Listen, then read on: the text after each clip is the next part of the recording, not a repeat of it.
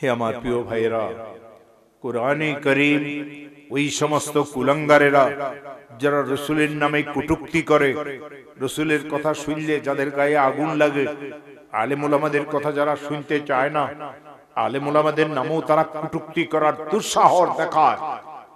কোরআন কি বলে? উতুল্লিম বাদা যালিকা সানিম, উতুল্লিম বাদা যালিকা সানিম। হে আমার বান্দারা, কোন দেশে, কোন যুগে, কোন বংশের, কোন গোত্রের কোন কুলাঙ্গার যদি আমার নবীর কোন সমালোচনা করে, মনে রাখিও ওই কুলাঙ্গারটার হালালের বাপ নাই, ও তো জারর সন্তান। এটা আমার কথা না, আমার বাপের কথা, তো কোরআনে কারীমের কথা। কোরআন আমার সামনে আছে। উতুল্লিম বাদা যালিকা সানিম। জানিম শব্দের অর্থ আপনাদের নোয়াখালীর ভাষাতে কয় হারামজাদা, যার বাপ নাই। আর একটু শক্ত করিয়ে কইলে ওইটা তো আমি পারুম না বলতে, শরম লাগে। বাংলাতে বলে জারর সন্তান, যার বাপ নাই, বাপ ছাড়া যে দুনিয়াতে এসেছে। ও আমার প্রিয় ভাইরা, তিনজন লোক আছে যারা এত অল্প বয়সে কথা বলেছেন। একজন মায়ের পেটে থাকিয়ে কথা বলেছেন, একজন মায়ের পেট থেকে হয়ে কথা বলেছেন, একজন 2 মাসের বাচ্চা বা কোন কোন হাদিস রিওয়ায়াত অনুযায়ী 2 বছরের বাচ্চা কথা বলেছেন। বুখারী শরীফে একটা লম্বা হাদিস আছে। ইহুদিদের একজন বড় বুজুর্গ আবেদ ছিলেন, জুরাইস তার নাম ছিল। পাহাড়ের উপরে একটা ছোট ইবাদতখানা ছিল।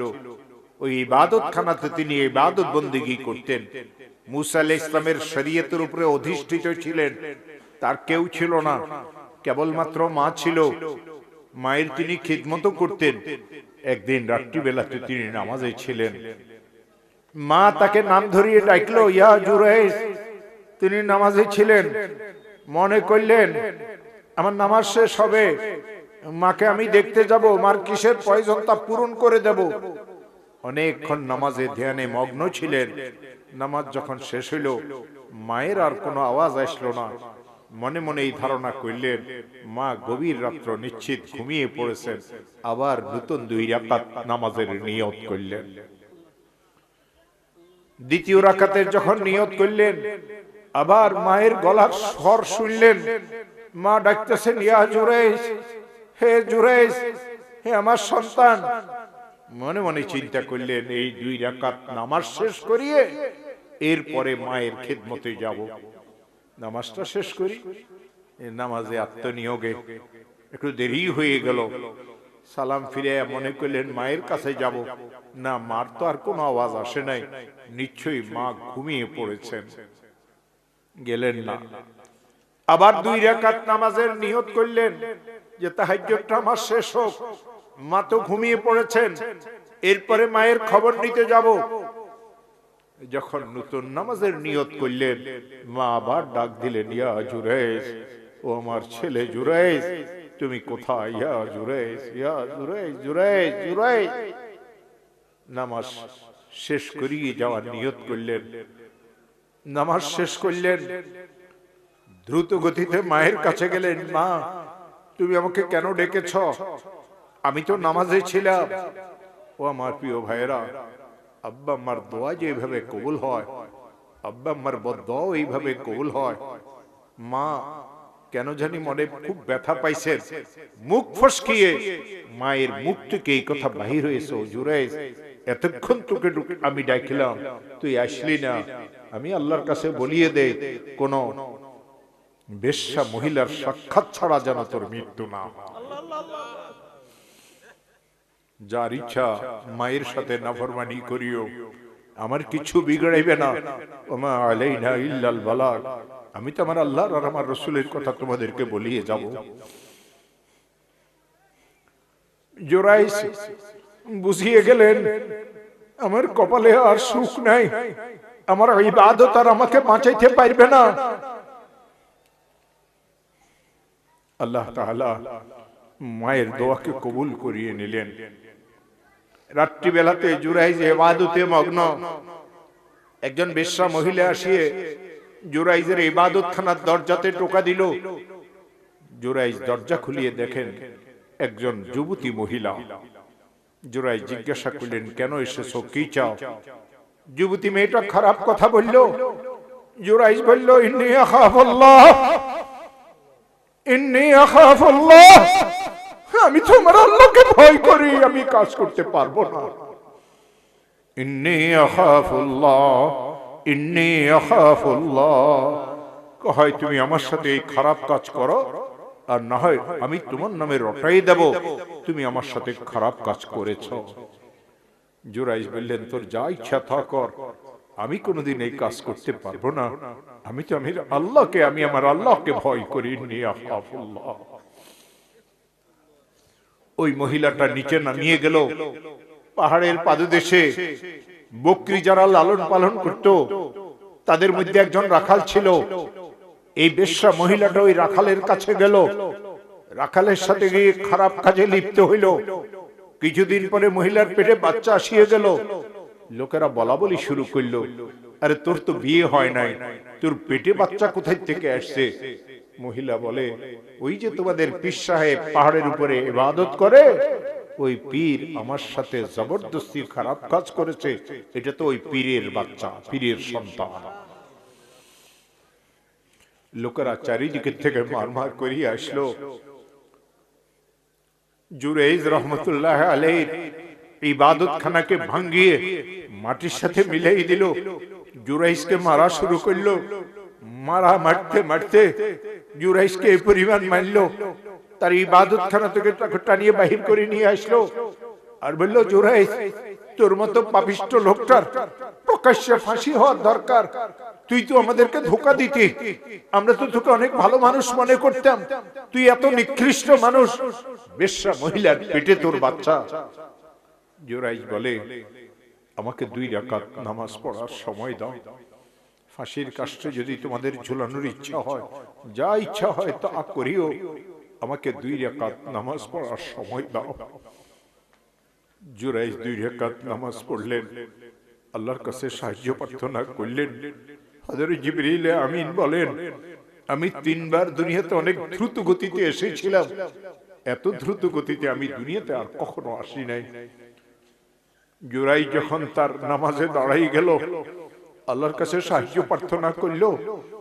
আল্লাহ তাআলা আমাকে পাঠাই বললেন, ও জুরাইজ, জিবরিল তুমি গিয়ে জুরাইজের কানে কানে এই কথা বলিয়ে দাও, ওই মহিলাকে সামনে আনার জন্য। আর মহিলার পেটের দিকে ইশারা করিয়ে জুরাইজ বলবে, এই মহিলার পেটের ভিতরে যে আছো, সে বলিয়ে দাও তোমার জনককে, তোমার বাপকে। জিবরিল এই কথা বলিয়ে চলিয়ে গেলেন। জুরাইজ সালাম ফিরাইলো। লোকেরা জুরাইজকে তখনও মারধর করতেছে, জুরাইজকে ফাঁসির কাষ্ঠে নিয়ে যাবে। জুরাইজ বলল, আমাকে সাজা দিও, তবু মহিলাটাকে আমার সামনে নিয়ে আসো। মহিলাটাকে সামনে আনা হইল। জুরাইজ হাতের শাহাদাত আঙ্গুলি দিয়ে ইশারা করিয়ে বলেন, এই মহিলার পেটে যে বাচ্চাটা আছো, সে জানাই দাও, বলিয়ে দাও তোমার জনককে, তোমার বাপকে। মহিলার পেটের ভিতরে থেকে আওয়াজ আসা শুরু হইল, আরে পাহাড়ের পাদদেশে যে রাখাল থাকে, ওই রাখাল আমার জনক। ওয়াল্লাহু ইয়াসিমুকা মিনান নাস, ওয়াল্লাহু ইয়াসিমুকা মিনান নাস, ওয়াল্লাহু ইয়াসিমুকা মিনান নাস।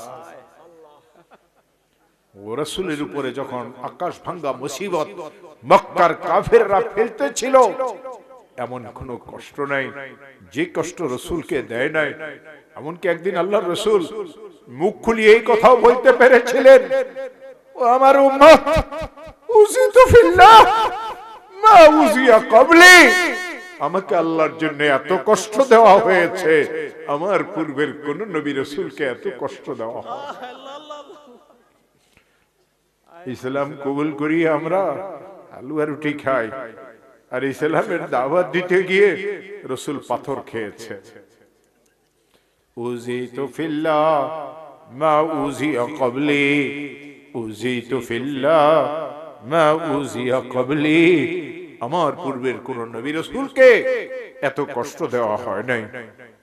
হে আমার প্রিয় ভাইরা, লোকেরা এই কথা বললো, জুরাইজ তুমি আমাদেরকে মাফ করিয়ে দাও, ক্ষমা করিয়ে দাও, তোমার এই ইবাদত খানাটাকে যেটা মাটির ছিলিয়েছি আমরা আমাদের খরচে স্বর্ণ দিয়ে তোমার ইবাদত খানাকে আবার তৈরি করিয়ে দিব। বুখারী শরীফের মধ্যে হাদিস আছে, হযরতে জুরাইজ রহমতুল্লাহ আলাইহি বললেন, না, আমার আগে যেভাবে ঘরটা মাটির তৈরি ছিল তোমরা আগের মতো আমার ঘরটাকে মাটি দিয়ে তৈরি করিয়ে দাও, আমার ইবাদতের জন্য আমার মাটির ঘরেই যথেষ্ট।